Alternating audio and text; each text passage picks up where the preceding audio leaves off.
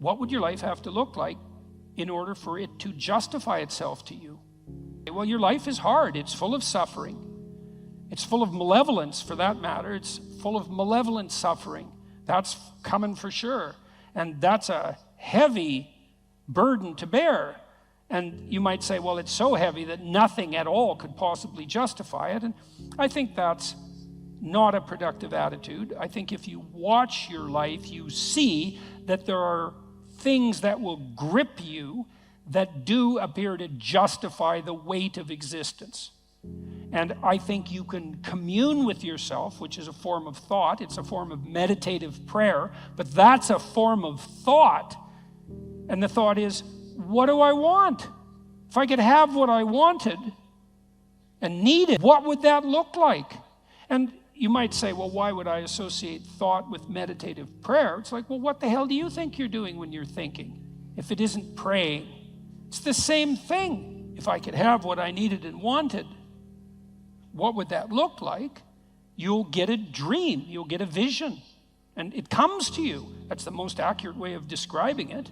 It makes itself manifest in the theater of your imagination. And in precise proportion to your willingness to actually formulate the question. It's a rather frightening question, to find out, to allow yourself to ask yourself what it is that you really need and want, because you simultaneously make the conditions for failure clear to yourself. And people like to keep that sort of thing foggy and vague so they don't have to hold themselves accountable. That's a dreadful mistake. That's why I wrote Rule 3, do not hide unwanted things in the fog. It's like you should sharpen your aim. You should specify your goals. Now, the price that comes along with that is you'll know when you fail. But the advantage is you'll know when you fail. Now, more practically, you don't know where you're going or why, the person who asked this question. So let's decompose the problem a little bit. I don't know what to do with my life. Well, that's a pretty vague problem, because your life that's a big, complex, multidimensional thing, and the probability that you're going to be able to formulate an answer to the question, what's the meaning of my life, is pretty much zero. Because, well, what do you want, a one-sentence answer? Like, it's a one-sentence question. You think there's a one-sentence answer? That's not helpful. And so what I often did practically in my clinical practice, and this is useful to know, especially if you're a bit lost, is, well, where do people generally derive their sense of meaning? And it's not that complicated to figure that out. And this is also a conservative perspective in some sense. Well, most people need or want an intimate relationship and some family interaction. Maybe that's children, maybe it's with your parents or your siblings, but zero family interaction is generally not part of the optimized human condition. Most of us would like to have a friend or two.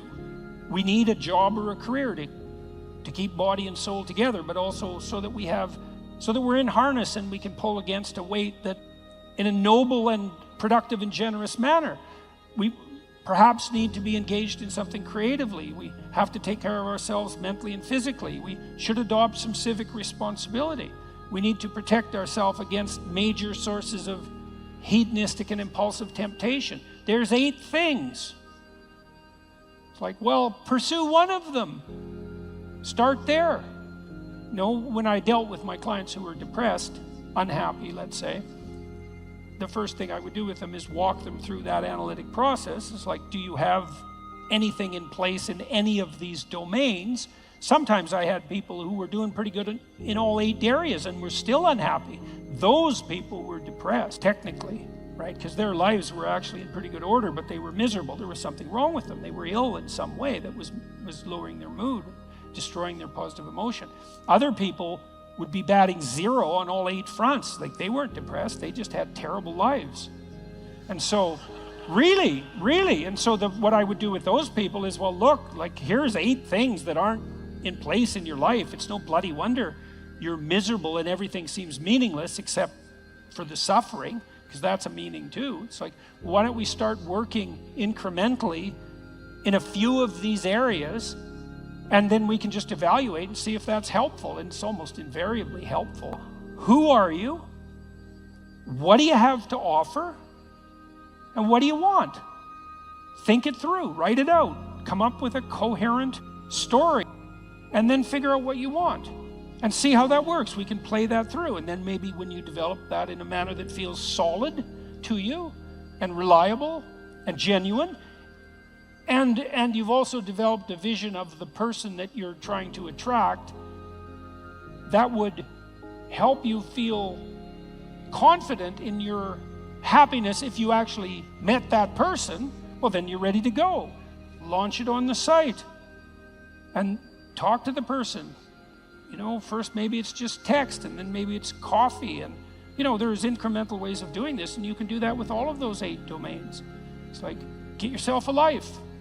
And if you're firing on all cylinders in all 8 dimensions and you're still depressed, if you're still unhappy, you should probably go see someone, because you're probably sick.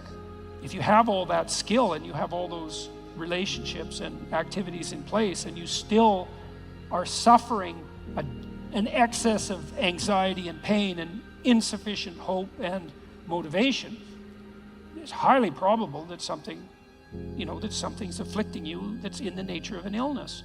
But if you have none of those things, it's like, well, it's no wonder you're miserable.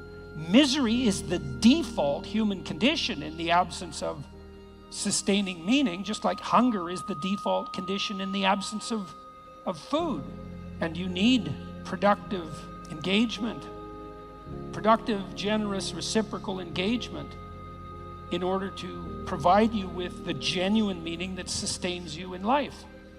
And a lot of the pathway to that is pretty pragmatic and practical. You got no friends?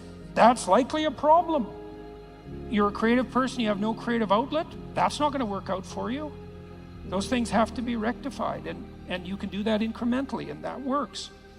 So that's a practical pathway to incremental improvement. And one of the things that's cool about that, because you might be thinking, oh my God, this is hopeless. I don't have any of those 8 things. I might as well just end it all tonight. And people certainly think that, and I'm not making light of it.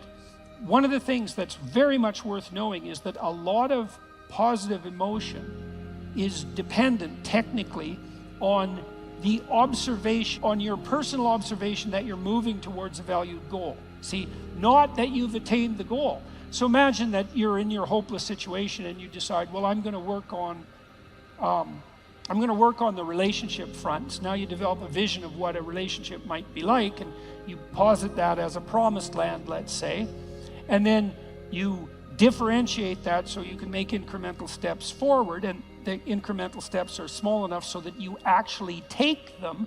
As soon as you start to take them and you observe yourself moving forward in relationship to that goal, then first of all, you'll be stabilized on the anxiety front, because now you have a purpose that's finite and defined.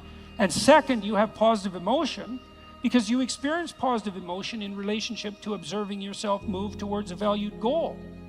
So right away, you don't have to attain the goal in order to be meaningfully engaged. You just have to be on the pathway forward. And so you can benefit from this almost immediately. And if you want to do something practical, I have a program online at selfauthoring.com called Future Authoring that helps people develop a vision on these 8 different dimensions, along these 8 different dimensions that I just outlined. And you could go and do that, do it badly, because you're not going to get it perfect anyways, and then get humble enough to make the incremental steps small enough so someone as useless as you might actually do them. And then we used this program, for example, we had students in 3 universities, but I'll talk about one, vocational college in Canada. We had all the students who were going to this vocational college. We divided them into 2 groups. They either wrote for 90 minutes about what they had done in the last 2 weeks in their life, or they wrote for 90 minutes about their vision across these dimensions that I described.